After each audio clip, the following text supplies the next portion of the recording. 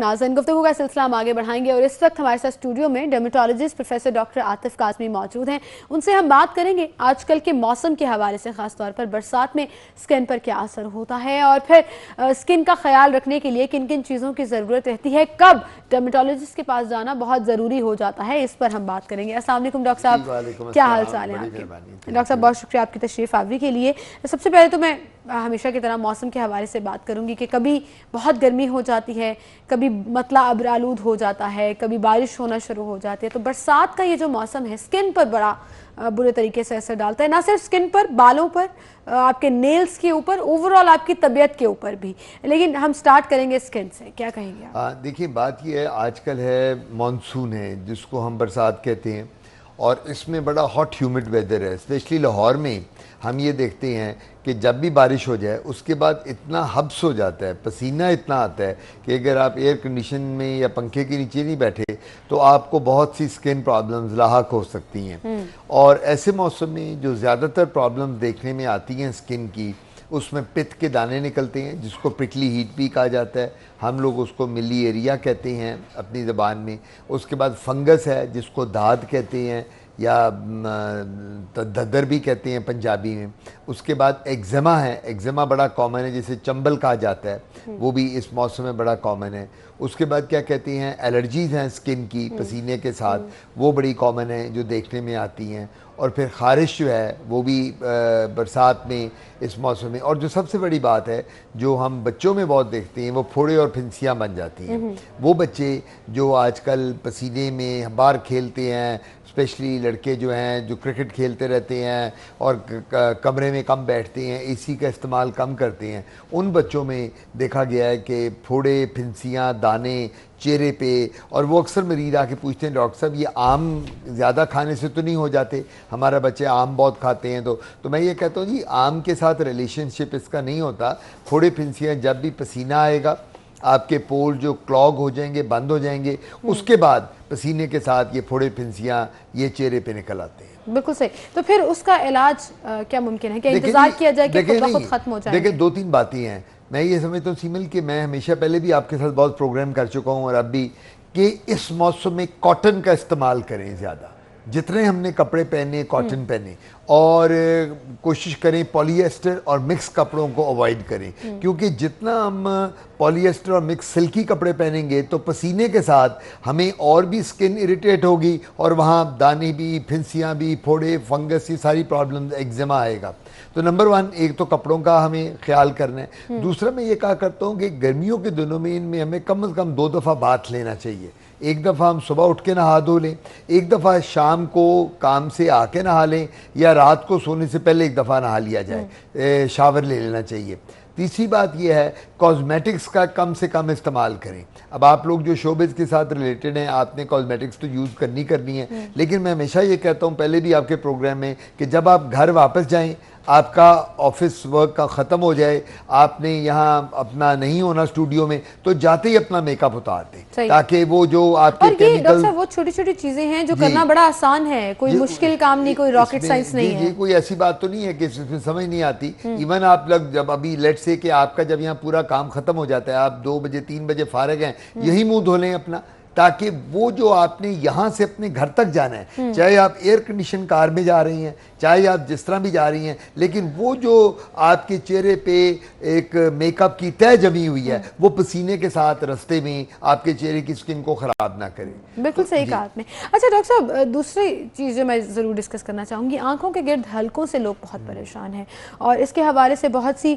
Creams market में available हैं और मेकअप तो उसको कवर कर ही देता है, लेकिन जो जेनेटिकली भी कुछ लोगों के होते हैं, कुछ लोगों के बाद में पड़ जाते हैं, आई बैग्स बन जाते हैं, उसकी क्या वजूहत है? देखिए, सबसे बड़ी बात है, सबसे पहली बात जो आपने खुद कही, जेनेटिक होती है। अगर किसी के वालिद वालदा को हैं तो बच्चों में आ गए, नंबर वन, वेरी इंपॉर्टेंट। दूसरी बात जो है, सबसे बड़ा रीज़न इसका स्ट्रेस का है। आजकल किसको स्ट्रेस नहीं है, टेंशन किसको नहीं है? आप अगर एक हफ्ता बहुत ज़्यादा टेंशन ले लें तो लोग आपसे पूछना शुरू कर देंगे कि सीमल आपका तो चेहरा बड़ा डिप्रेस लग रहा है, आपके तो हल्के पड़ गए हैं, आपका चेहरा उतरा उतरा, सो ये स्ट्रेस की वजह से। तीसरी बात हल्कों की जो सबसे ज़रूरी है वो diet, improper diet, nutrition proper नहीं है। दूध पीना बड़े लोगों में कम हो गया है, बच्चों को ज़बरदस्ती हम घर में दूध पिलाते हैं, लेकिन अगर मैं ये कहूँ कि आप भी दूध पियाओगे, डॉक्टर साहब दूध नहीं हमसे पिया जाता, या मैं बहुत कम पीती हूँ, बच्चे जो घर में हैं वो दूध पिए। सो हमारी डाइट नंबर 1। अच्छा, फिर रात को हम लोग जो जागते रहते हैं, ये मोबाइल जो एक हमारे पास मसला आ गया हुआ है, ये बिल्कुल, बिल्कुल। सबसे बड़ा दर्द रात की सर जो नींद है, पूरी नहीं होती जिसकी वजह से। क्या करते हैं बच्चे, अब यूं ये सेल है, यूं यूं यूं यूं हर वक्त पूरी रात। अब मैं अपने बच्चों से जब बात कर रहा होता हूँ तो कई दफा बच्चों का आई कांटेक्ट ही नहीं होता पेरेंट्स के साथ, वो उनका आई कांटेक्ट सेल के साथ है, तो बात जी अब्बू हम कर रहे हैं जी, और मैं कहता हूँ भाई अपने बाप से बात करो, मैं मुझसे मेरी तरफ मुखातिब हो जाओ, लेकिन वो सेल नहीं छोड़ना। और हम प्रोग्राम ही बैठे हैं तो हम सेल पे लगे हुए हैं, हम कहीं काम कर रहे हैं सेल पे काम। सो ये अच्छा, ये जिंदगी का एक जरूरी हिस्सा भी बनता चला जा रहा है ये, लेकिन आपने सही कहा कि हेल्थ के ऊपर ये असर डालता है, और हेल्थ के साथ साथ खास तौर पर आपके चेहरे की जो फ्रेशनेस है उसके ऊपर बहुत बुरी तरह से असर डालता है। बहरहाल यहीं से बात का सिलसिला हम आगे बढ़ाएंगे, गुफ्तगू का सिलसिला हम आगे बढ़ाएंगे। डॉक्टर साहब, डार्क सर्कल्स की हम बात कर रहे थे, फिर इसका तरीका इलाज क्या है जो घरेलू टोटके बाद में लोग इस्तेमाल करना शुरू करते हैं, उससे कोई फर्क पड़ता है? बिल्कुल, देखिए नहीं, मैं पहले एक और बात ऐड करूं कि जब से ये मोबाइल और सेल फोन इनका रवाज आया है, हमारे बच्चों ने आउटडोर एक्टिविटीज खत्म कर दी। हर वक्त आप मोबाइल, अब स्मार्टफोन आपके पास आ गए हैं, हर फोन स्मार्टफोन है, आप यहाँ बैठ के दुनिया सिमट गई है, जो मर्जी यूं करें, गूगल करें तो अमेरिका, यूरोप सारा आपके कदमों में आ जाता है। तो हम लोगों ने, हमारे बच्चों ने, जब मैं यंग था, जब ये नहीं होती थी चीजें, तो हम क्रिकेट खेलते थे, फुटबॉल खेलते थे, हॉकी खेलते थे, टेनिस खेलते थे, टाइमिंग सेट होती थी आउटडोर एक्टिविटीज। बिल्कुल आउटडोर। हमने स्कूल से फारिग होना और हमें पता होता था कि घर जाना, खाना खाना, और शाम को इवनिंग गेम्स पे स्कूल वापस आते थे। We used to come and play the games, और वो मैंडेटरी था हमारे लिए। हमारे ब्रदर्स कहा करते थे कि जी आपने अगर गेम नहीं खेलनी तो स्कूल से हम उठा देंगे आपको। ये नहीं इतना। अब कितने बच्चे हैं जो आउटडोर गेम्स खेलते हैं? सारे बच्चे कंप्यूटर, नेट पे और ये फोन पे लगे। खैर, अब हम बात करते हैं आपके साथ कि जी इसका इलाज क्या है, करना क्या। इंग्लिश में एक हम यूज करते हैं, बड़ा इंपॉर्टेंट कोट है कि prevention is better than cure, और वो हर जगह में ये होती है। तो मैं ये कहूँगा कि सबसे बड़ी बात है कि हल्कों से बचने के लिए रात की नींद पूरी होनी चाहिए। अब लोग कहते हैं रात की नींद कितने घंटे होनी चाहिए? एटलीस्ट अराउंड 6 to 7 hours, 6 से 7 मिनिमम, 6 घंटे तो कम से कम आपको जरूर पूरा। अच्छा, एक बंदा, कई दफा मुझे लोग अजीब बात करते हैं, डॉक्टर साहब मैं तो रात को 2 बजे भी सोऊं ना तो मैं सुबह 10 बजे आराम से उठ तो मेरी नींद पूरी हो जाती है। आपको ये नहीं पता कि ये कह देना कि मैं, अगर एक शख्स जो नाइट ड्यूटी करता है, लेट से आपकी एक रात की ट्रांसमिशन है और आपको ये सिटी 42 में कहा जाता है कि एक हफ्ता आपने नाइट ट्रांसमिशन में आना है, रात 12 से सुबह 7 बजे तक। अब आपने 12 से 7 तक तो आके अपना काम कर लिया, और बाद में आप मुझे कहती हैं डॉक्टर साहब मैं घर जाके 8 बजे सोती हूँ, 3 बजे उठती हूँ। ये हेल्दी नहीं है। बिल्कुल, और मैं ये देखती हूँ जो लोग नाइट शिफ्ट करते हैं उनको अक्सर ये प्रॉब्लम होती हैं। अच्छा, ये डे और नाइट अपसेट हो जाता है बहुत बुरी तरह से। ये हेल्दी क्यों नहीं है? ये खाली 7 घंटे सो लेना हेल्दी नहीं है। हमारे जो हार्मोन्स हैं, अल्लाह ताला ने हमारी बॉडी में जो हार्मोनल सिक्रीशन रखी हुई है, जो रात के हार्मोन्स है वो अलहदा है, दिन के हार्मोन्स अलहदा हैं, शाम के हार्मोन्स अलहदा जो बॉडी में सिक्रीट होते हैं। अच्छा, अब हम जो फ्रेश क्यों लगते हैं? फ्रेश इसलिए लगते हैं जब हम रात को 10-11 बजे सोते हैं, सुबह 7 बजे उठते हैं, चेहरा फ्रेश होता है, बंदा कहता है यार रात की नींद इसकी पूरी हो गई है। लेकिन जो लोग रात की नाइट ड्यूटीज देते हैं और अगले दिन सुबह 3 बजे उठते हैं 8 बजे के बाद, वो कभी चेहरे से फ्रेश नहीं लगते, उनके चेहरे पे हमेशा थकावट के आसार होते हैं। सो कहने का मतलब ये है कि हल्कों से बचने के लिए नींद पूरी करें रात की, फ्रूट्स, जूसेस और दूध का इस्तेमाल ज़्यादा से ज़्यादा करें, और कोशिश ये करें कि जो टेंशन है, एंग्जाइटी है, स्ट्रेस है किसी किस्म की, उसको मिनिमाइज करें। ये नहीं, ये किस तरह हो सकती है?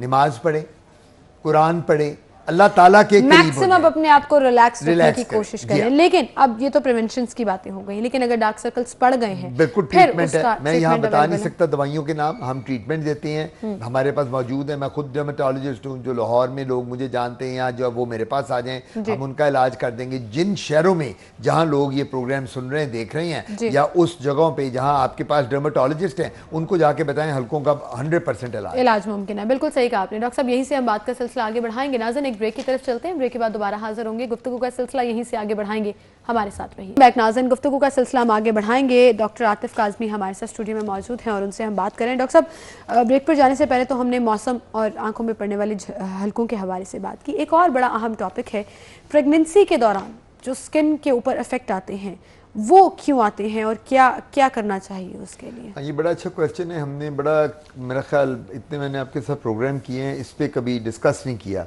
और मुझे बड़े मरीजों ने आके कहा भी कि डॉक्टर साहब, जब आप कभी टीवी पे जाते हैं तो प्रेगनेंसी की ज़रूर बात करें, हमें ख़वातीन जो प्रेग्नेंट हैं, जो बाद में प्रेगनेंसी के पहले, तो उन्हें क्या।